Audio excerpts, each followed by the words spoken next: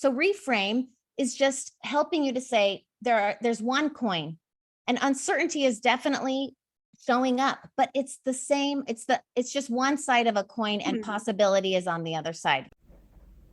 This is Exploring Leaders, episode 26, with INSEAD Professor Nathan Furr and entrepreneur Susanna Furr. Nathan and Susanna will share their stories and how they found the upside of uncertainty, inspiring you to take responsible leadership in the digital age.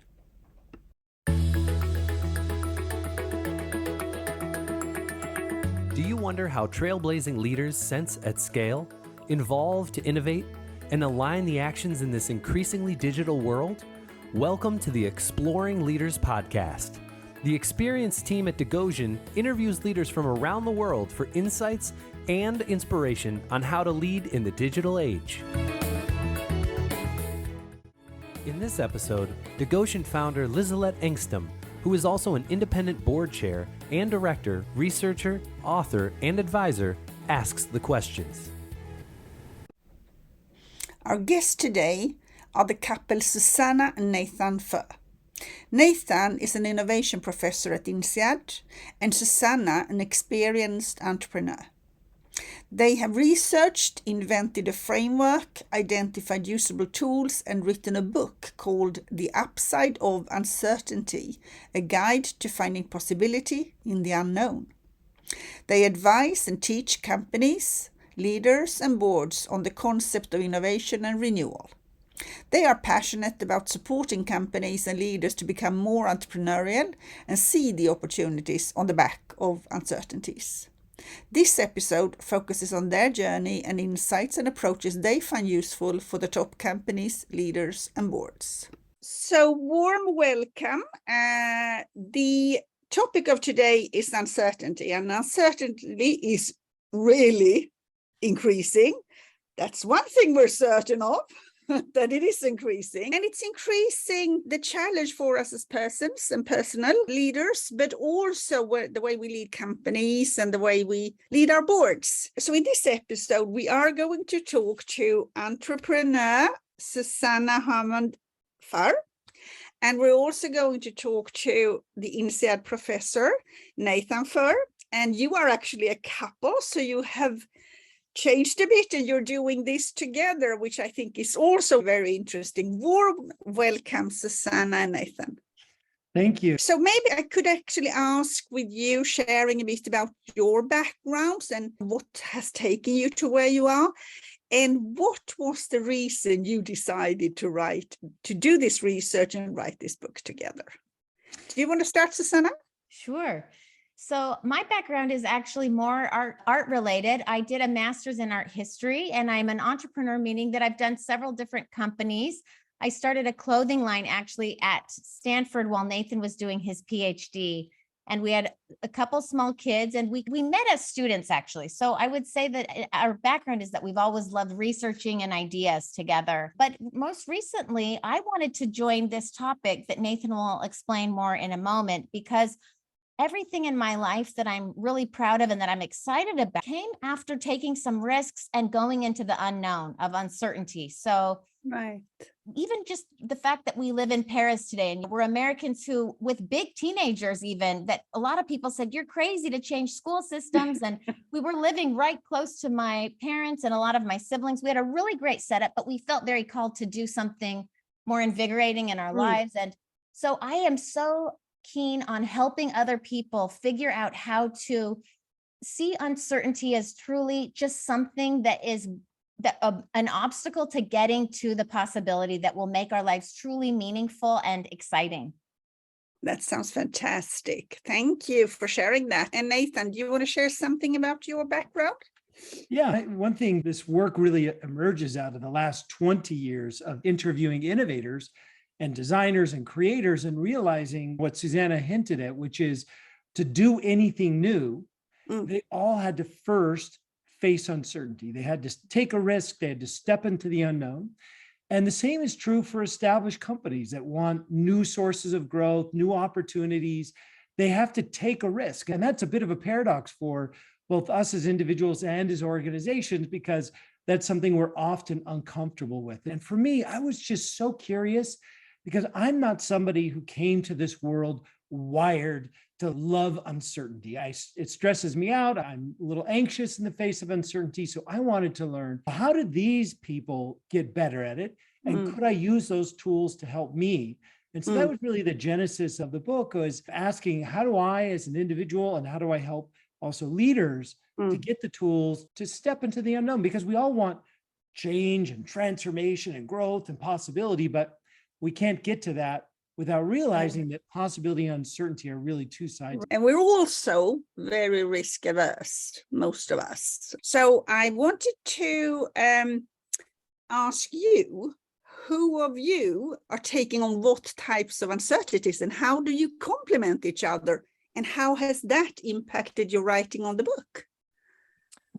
I think the fun thing is where Nathan has done so much of this academic, rigorous research and study, and has had all of these opportunities to interview really incredible people who are making change. We've got that coming from Nathan. From me, I have been more of the one really willing to go out there and say, okay, so if we're going to go to France, how could we make it work? And what would it look like? And I get really excited, and I tend to have more of that learned optimism that's already baked into my personality. So I think that he also is willing to take risks. We talk about this actually in the book, that everyone can know their own risk profile. And that's really important to being able to prepare yourself to know what are your affinities. But in general, I tend to really not get stressed about things that are unknown. Again, we've helped people figure out that actually that's something you can learn by just starting to practice. And so what I would say is writing this book has completely shifted the way we do change, because now Nathan has strengthened that muscle. We talk about it, uncertainty ability. It really can be something you learn.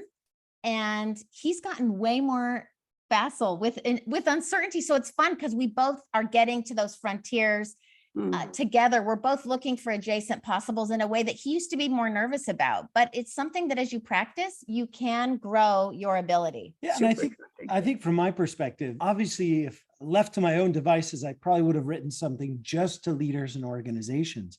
But Susanna had this really crucial insight, which is being able to lead this really starts at an individual level first. And so the upside of uncertainty is really written first and foremost to individuals, and secondarily to groups and to organizations, because we need to build that uncertainty ability muscle personally to really lead it well. And I think that is so insightful. I think that in some ways we know it, but we don't bring it forward into all of the kind of planning and action that we're doing. So I think it's super interesting. And I understand that you've drawn from many different disciplines like neuroscience and innovation and behavioral science. Can you say something about the science base that you have for the book? Yeah, absolutely. So when we first started looking into this question, we wanted to make sure if somebody else has a great answer out there, wonderful, let's grab that. And what we found is that there are a number of research-based literatures with names like uncertainty avoidance, ambiguity tolerance, resilience, and so forth in the subdomains of innovation, psychology, as you mentioned, neuroscience, entrepreneurship.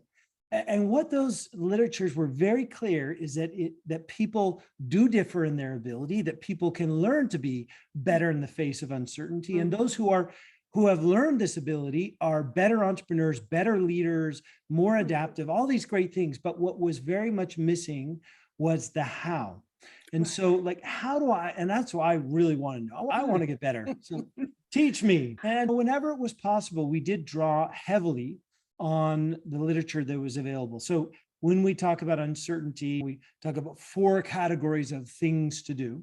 And a lot of the research about how to take action, or a lot of the tools about how to take action, come from the research in innovation and entrepreneurship. But for the rest, we really had to rely on interviews with innovators, Nobel Prize winning scientists, breeders, designers, and it turns out there's a lot of other people who face uncertainty, startup investors and paramedics, and even, for example, people who struggle with dyslexia which, by the way, we now know is an evolutionary advantage for going into the unknown.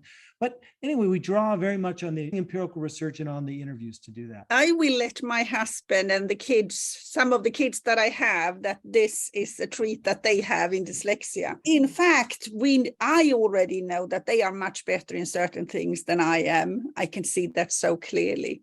So you mentioned something, and maybe you can help explain that, and maybe Susanna, you can help explain this framework with these 4 dimensions. Can you let us know a bit what those dimensions mean in an overall level before we drop into details? And why did you end up with these 4 dimensions?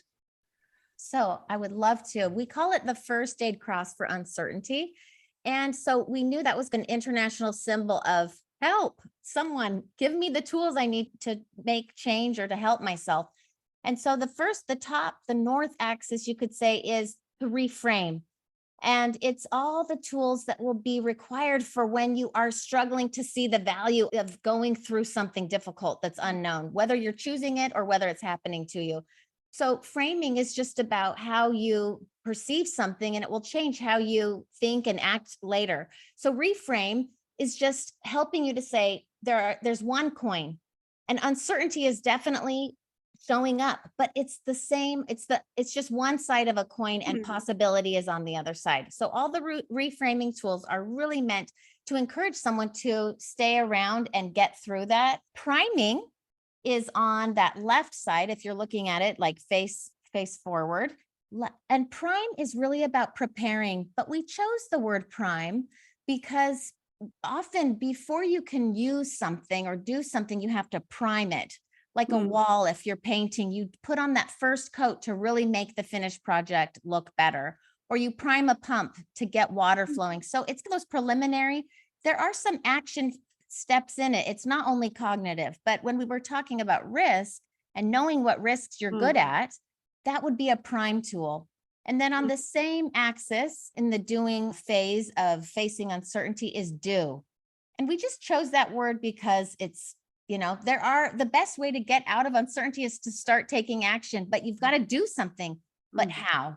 And doing in these ways where you're more cognitively flexible, where you're thinking about how to stay wise, how not to be too rigid, and also even thinking that you have to go all in or take huge steps. We really encourage small steps and pivots and taking a lot of tries. And so doing things in a slightly different way than when you are certain of what the arena is that you're dealing with. And then the south arm is to sustain yourself. So really about how do you continue through an uncertainty when it's going downhill, when it feels like either you're stuck or you're failing, and maybe it's feeling insurmountable. So those tools are specifically trying to help you feel encouraged and remember why you're doing it. You want to talk about why we chose that? Yeah, again, there's over 30 plus tools. So that's a lot to remember. And what I would say is the categories are the key activities. Reframe and sustain are more cognitive. Prime and do are more action-oriented. And then the individual tools themselves are meant to help you actually get that done, actually get the reframing done. And so that's really the emphasis and focus of why we did. And I think that's also very good, because when you're sitting in meeting, you need to have something to hang it up on, because otherwise you won't remember to bring it in. You will bring it in if you have pre-planned all of the details. Unfortunately, that doesn't always happen, especially when you're in board meetings. And then it's very good to actually have some kind of frame or mental model to think back on. And I think the word reframe is super interesting. It's actually also something that Professor Ludo van der Heyden pointed out very early in our board work, that one of the things that boards do, we get stuck. So we really need help to rethink and look at things from different angles. You can check out more hints and tips in the blog post covering this podcast episode of Exploring Leaders at the Degoshen blog, which you can find at degoshen.com. So I was thinking maybe we can go through one of them each, and maybe you can highlight a tool or something that you would think would be good for a leader or a board member. And especially since a lot of our listeners are board members and chairs and haven't had the luxury of actually getting tools to help handle uncertainty, and then certainty is just decreasing. So maybe if we start with the reframe, and maybe Nathan, you want to start there.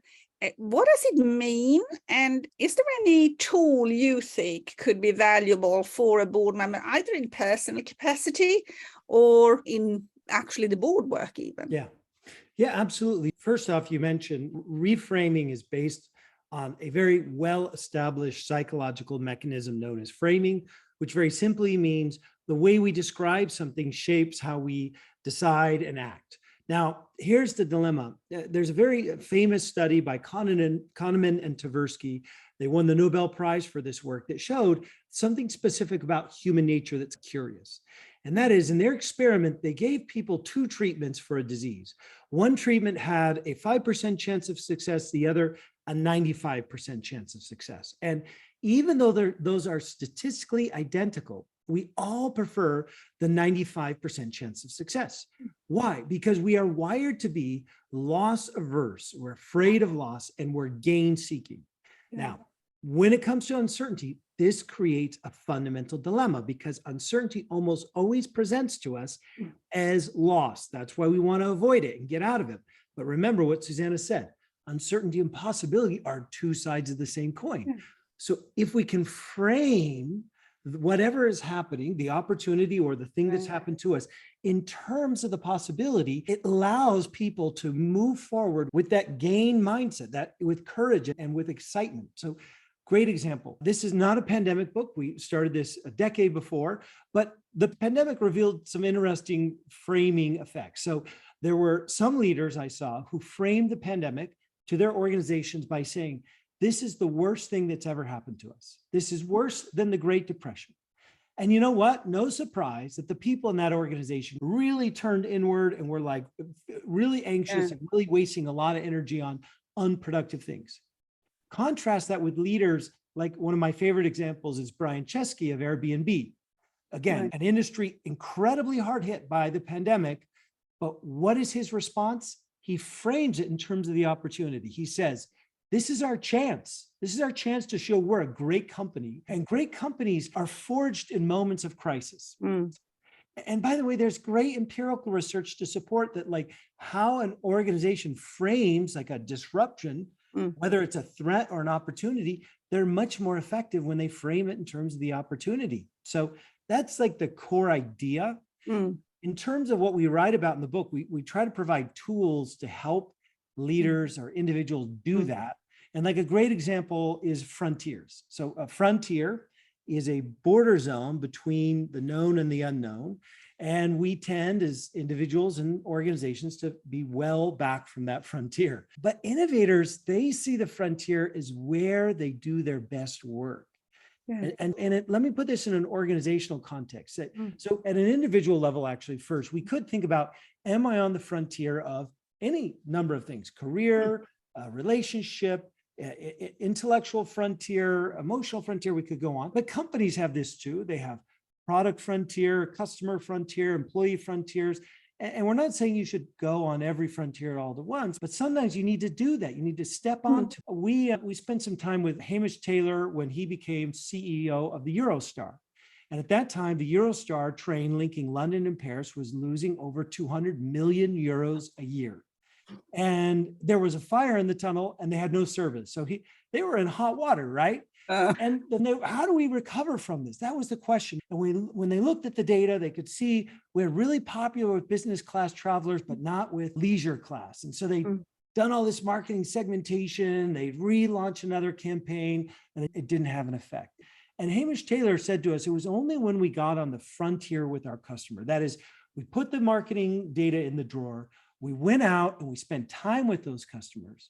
And it was when we were with them that we realized we're not in the business of selling train tickets. That's not what we do, because actually what's happening is a potential customer is saying, I've got an extra 200 pounds. Do I want to go to Harry Potter World or do I want to take the Eurostar? And he said, what we realized is we're actually in the business of selling Paris. So how do we Wow. sell the experience? Bundle it, for example, with tickets to go up and down the river on boats or whatever it may be. They said, when we did that, when we stepped onto the frontier with our customers, then we filled up the leisure class and we made the Eurostar able to make money and be sustained. Wonderful. Can I add, what I think is interesting is by their ability of reframing it, then their customers also reframed what they wanted to do because someone had shown them. All of a sudden it was like, wait, we didn't even think that we could be Right. going to Paris for the same amount of money. So it helps. It's contagious. Yeah. When a leader can reframe something, then other people can also reframe how they want to do their life. I think it's a wonderful example, and you're spot on to this thing. I'm always thinking back on the iPhone. How would you even imagine that? It's very hard, but when you get it, you figure out very quickly that you can use it for a lot of stuff. So it's very interesting that you need some breakthroughs somewhere, and somebody needs to work on that. But when that happens, it takes a lot of ideas with it. The one thing I think is super interesting with board work is that most boards spend an humongous amount of time going through risk. And we have risk maps and risk profiles. The amount of time we spend on turning that around into opportunities is quite limited in most boards.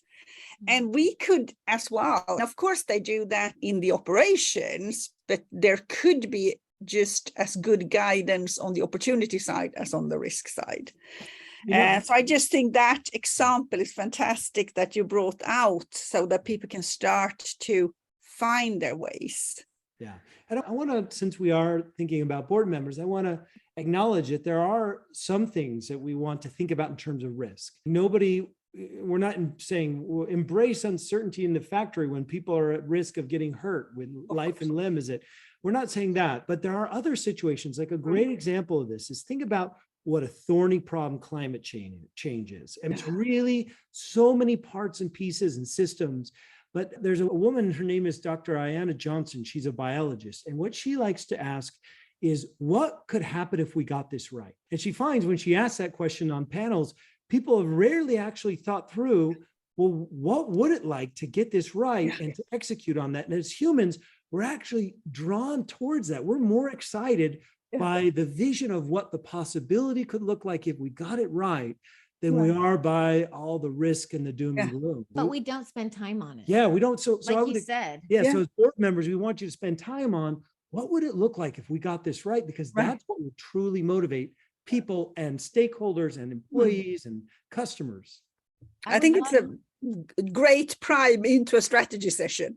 Yeah. Susanna. I was going to say one last tool that I think would be brilliant for board members would be this idea of the uncertainty manifesto, which is the last tool we discuss, where along these lines of focusing maybe on trying to control and force and be worried about the risky stuff, uncertainty manifesto reminds us that there are goals or visions for the company that are often maybe too external. So there's internal goals. So that meaning, what could this company really be?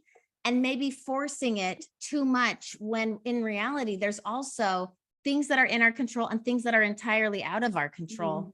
And I think as a board to really look at, hey, because that's a very in control position for the most part, but there are still going to be things that are well beyond the control of what's happening out in the world, for instance. There's going to be all these other factors. And so it's really cool to get very clear and realize what is within our control and what are we pushing through, and maybe what things are we leaving behind that actually we could make happen and we're just not paying attention to.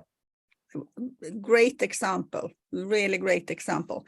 Maybe you want to help us through the prime thing. What can we do in prime? What does that mean? And any tools you think would be usable? There's so many great ones. I think the knowing risks. Yeah. So first up, what is prime about? It's really about this idea that you can prepare yourself or your organization in advance. And we use the prime, the word is really you think about how you prime a wall so that the paint sticks to it, that's a good reminder of what it's really about. Did you want to talk about uncertainty balancers, or did you want to talk about one of the other ones? Sure. I guess I was still thinking about boards. We love uncertainty balancers as a personal application, but it's true. Boards and teams really can use it well.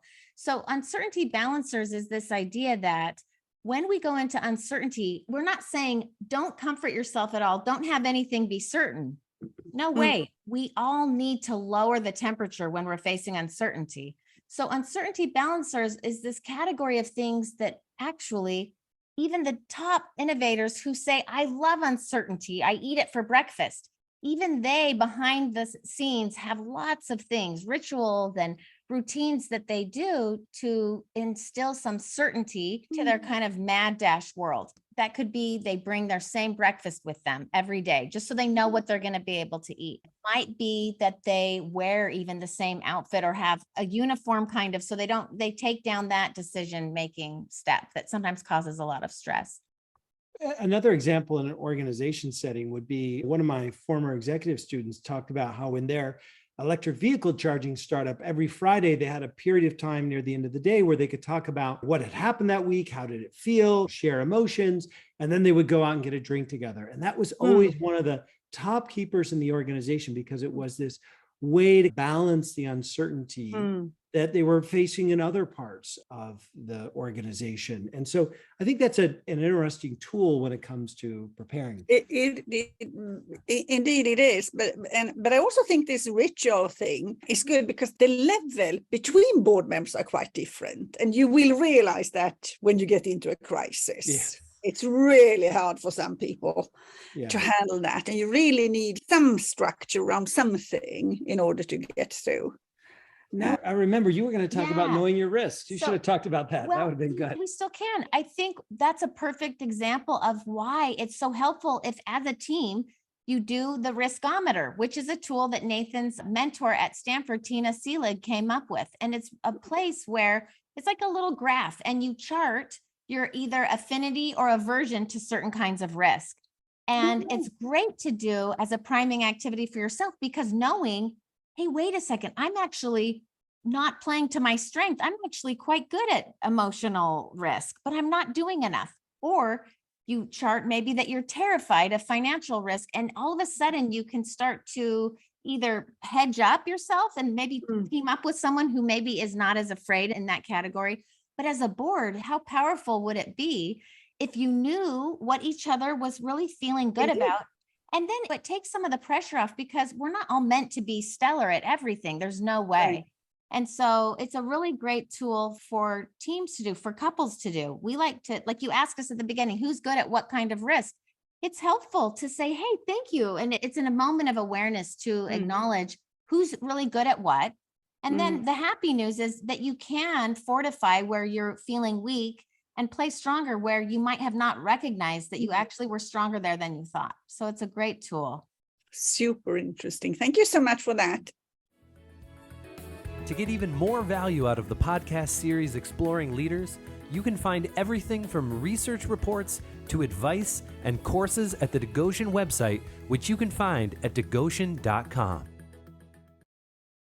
What about do? I kind of understand what the word means, but what will it actually mean in terms of uncertainty? Yeah, so do is really, so we're big believers that the best way to resolve uncertainty is to take action. We can really, the mistake we sometimes make is either sitting back and trying to plan, but that's not really going to reveal the uncertainty, or to just do nothing. And so it's really, what do we learn from the research and innovation and entrepreneurship about the kinds of action that lead to a greater probability of a positive outcome? And one of the most perhaps obvious in retrospect, but well supported by research, is the idea that when you step into the unknown, you want to take small steps. You want to break whatever it is down into a series of small experiments and then experiment your way forward. It's just like a fundamental principle of taking action in the unknown. And we talk a lot about what that can look like and how to do that, but taking small steps is a key. And now, there are other things as well that are really important. You know, as you think about as a board member, I would be really thinking about, actually, I did It's funny, I did my dissertation research on an idea which could be summarized as cognitive flexibility. Oh, wow. What does that mean? It's this idea that you trust in yourself or your organization enough to take action, but you doubt enough so that you listen to other voices, that you're able to basically update the way you see the world as you encounter evidence that things are different than you think.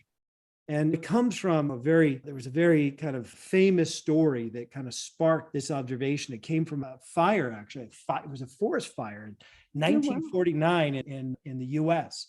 And the US had established this program where they would drop firefighters out of airplanes and they would go in and stop the fires. And they were having a lot of success with this when they dropped these firefighters one afternoon into this area of Montana called the Man Gulch.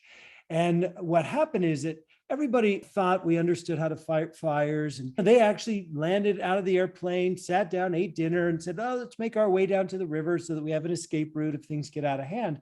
But then the wind picked up and it lifted the fire up from one ridge over the ridge down and blocked their escape. And suddenly, amidst all this dry grass and timber, it just starts catching rapid fire, chasing them uphill, and they're running uphill. And there's this moment when the foreman does something that makes no sense to the crew. And that is, he says, drop your tools. That didn't make sense because he'd been told your tools are your lifeline. And he pulls matches out of his pocket and he lights a fire in the dry grass in front of them.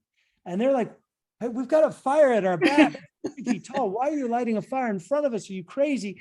And he said, when it finishes burning, lie down in the ashes. And they're like, no way, I'm running. I got to get out of here. And the sad tragedy of it is that the whole crew kept running except for the foreman, who lied down in what we now would call an escape fire.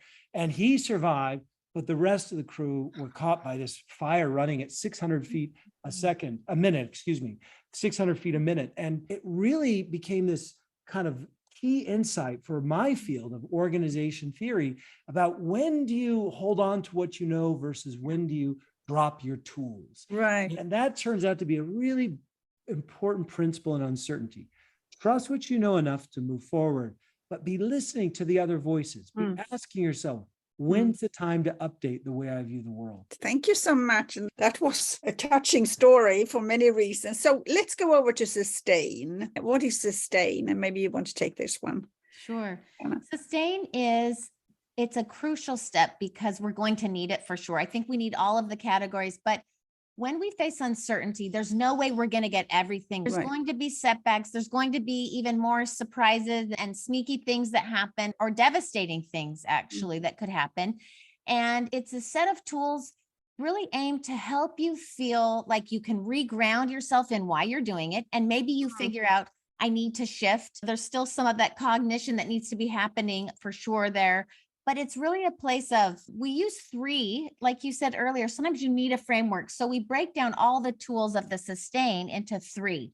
So one we call emotional hygiene.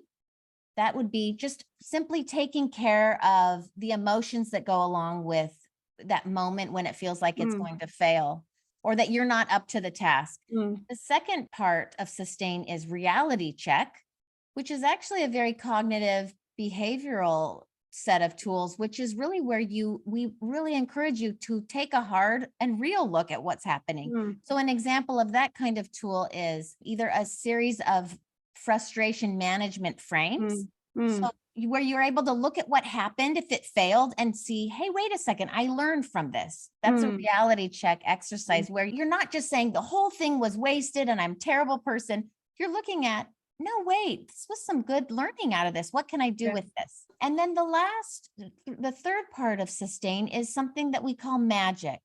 And we don't mean for it to be silly or childish, but we really do want people to think about those moments of serendipity or flashes of insight where we feel that something has changed and we can't take credit for it, where things came together in a way that's almost too good to be true, and that involve just a whole new way of seeing what's possible.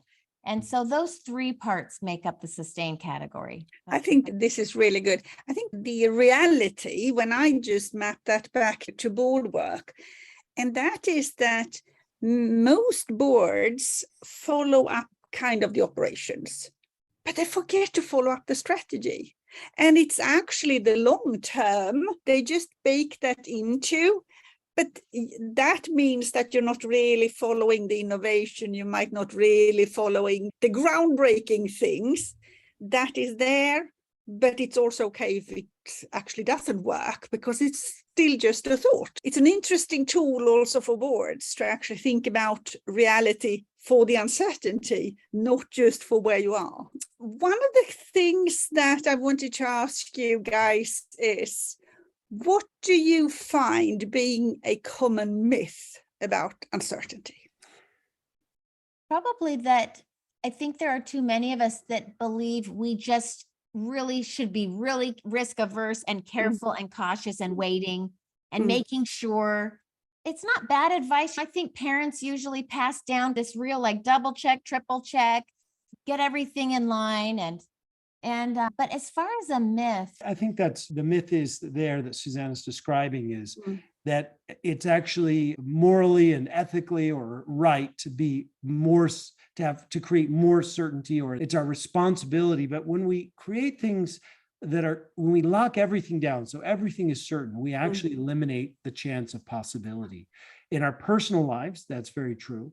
But the same is true of organizations. And one of my great challenges working with organizations is they'll call for innovation, but then they want risk-free innovation.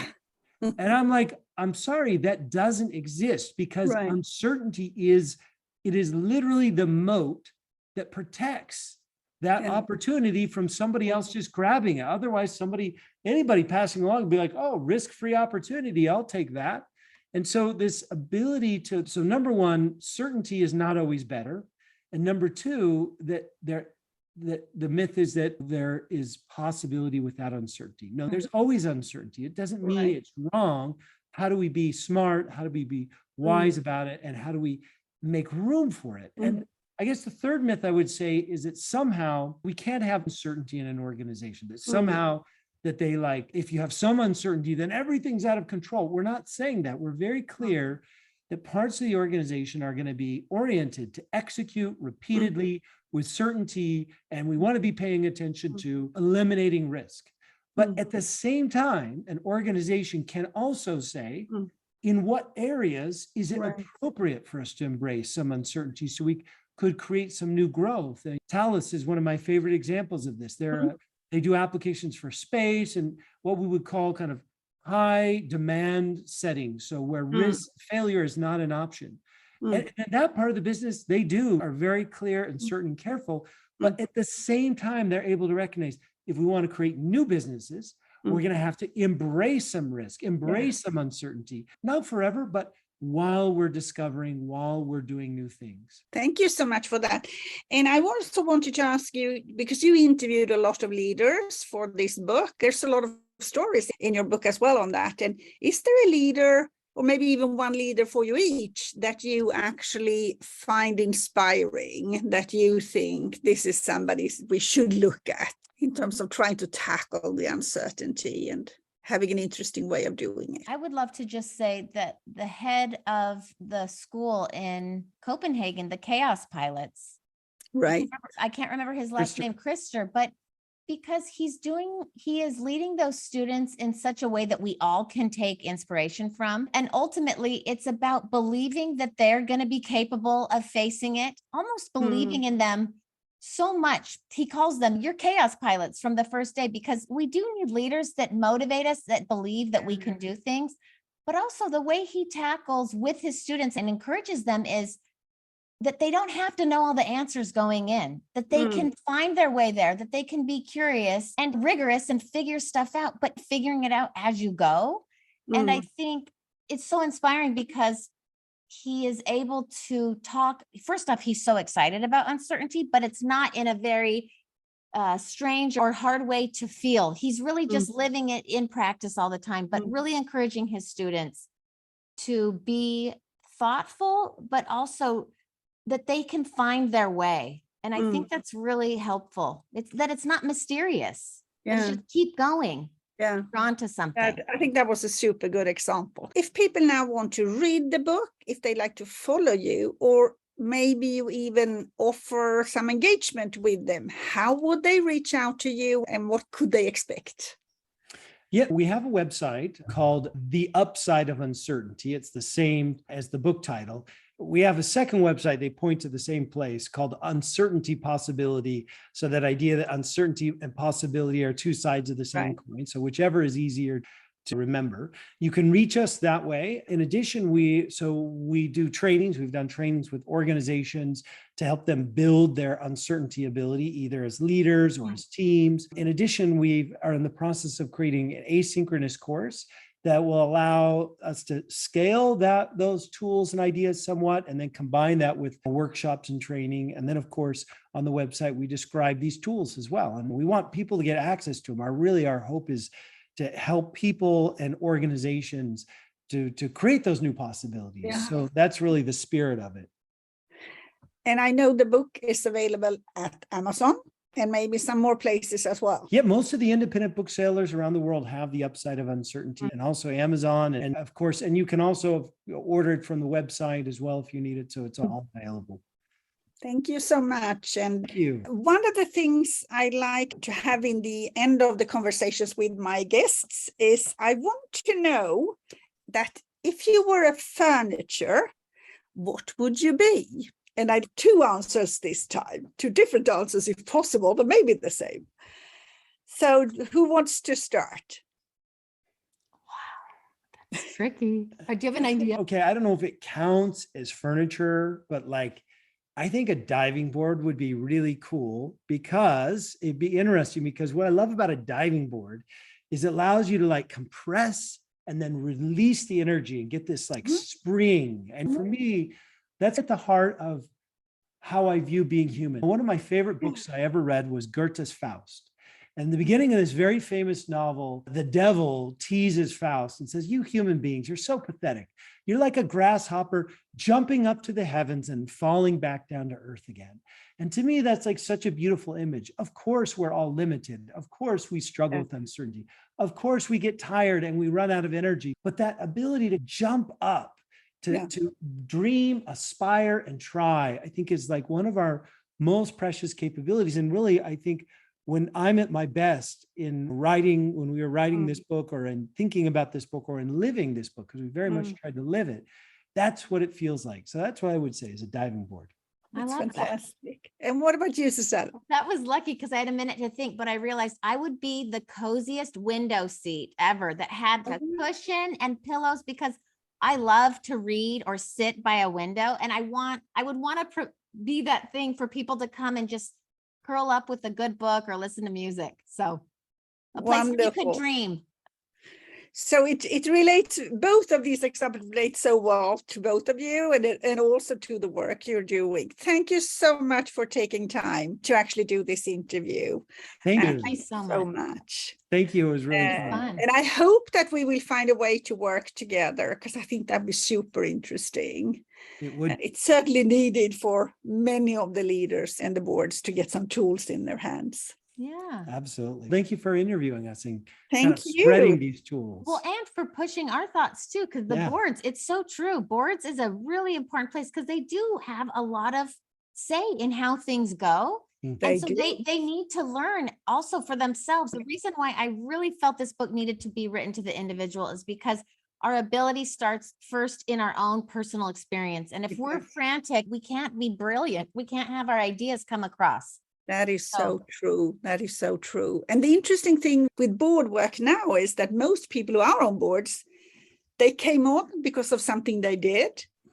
But now they're facing all of this uncertainty. They need to start to rethink again. Yeah. And that's when they need a lot of better tools than maybe what they have had before. Yeah. Thank you so much. Wonderful. Thanks for listening to Exploring Leaders, a podcast produced by Degoshen with the ambition to inspire insightful leadership in the digital age. If you found this episode interesting, join the momentum to amplify the voices of trailblazing leaders by sharing it with others for inspiration. For any questions or recommendations on other inspiring leaders you like to listen to, contact us via our website, degoshen.com, or via social media as LinkedIn or Twitter.